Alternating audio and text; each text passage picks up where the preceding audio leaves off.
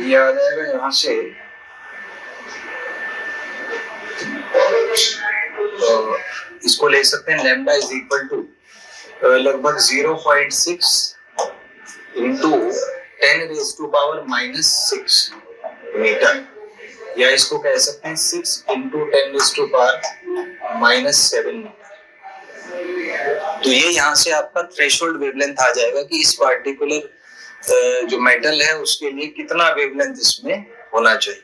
और कल हमने डिस्कस किया था कि फोटो इलेक्ट्रॉन के एमिशन के लिए जो फ्रीक्वेंसी है वो थ्रेशोल्ड फ्रीक्वेंसी से ज्यादा होना चाहिए और जो वेवलेंथ है वो थ्रेशोल्ड वेवलेंथ से कम होना चाहिए। तो यहाँ से आप इसके वैल्यूज को कैलकुलेट कर सकते हैं।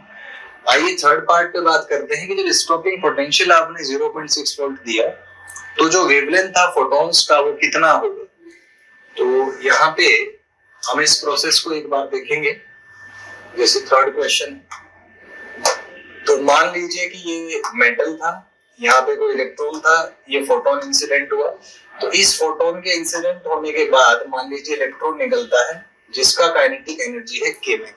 The kinetic energy is kmax।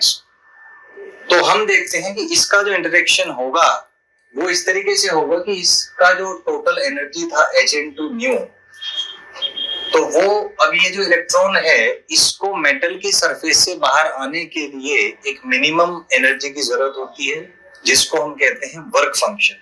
तो अगर हम इस फोटोन और इलेक्ट्रॉन की इंटरेक्शन की बात करें तो हम कह सकते हैं कि जैसे ही ये फोटोन इस इलेक्ट्रॉन से टकराएगा तो इसने अपना एनर्जी इस इलेक्ट्रॉन को ट्रांसफर किया। अब जैसे ही इलेक्ट्रॉन को एनर्जी मिला ये इलेक्ट्रॉन बाहर भागेगा, लेकिन बाहर भागने के लिए इसे एक मिनिमम एनर्जी की जरूरत पड़ेगी वर्क फंक्शन की। तो उतना एनर्जी तो वर्क फंक्शन में चला जाएगा, प्लस जो रेस्ट एनर्जी है वो इसको मैक्सिमम काइनेटिक एनर्जी प्रोवाइड करेगी।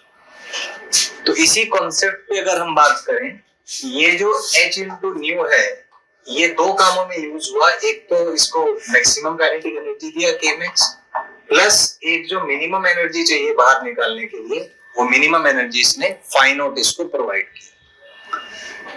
तो यहां से हम देख सकते हैं कि h nu is equal to kmax plus phi naught, ये एल्बर्ट आइंस्टाइन इक्वेशन भी कहलाता है, बट हमने पहले इसको क्वेश्चन की फॉर्म में डिस्कस कर ली ताकि बाद में समझने में ये आसान। मैं दोबारा से एक्सप्लेन करूंगा। एक फोटोन था जो किसी इलेक्ट्रॉन पे इंसिडेंट हुआ। This is interaction between photon and an electron.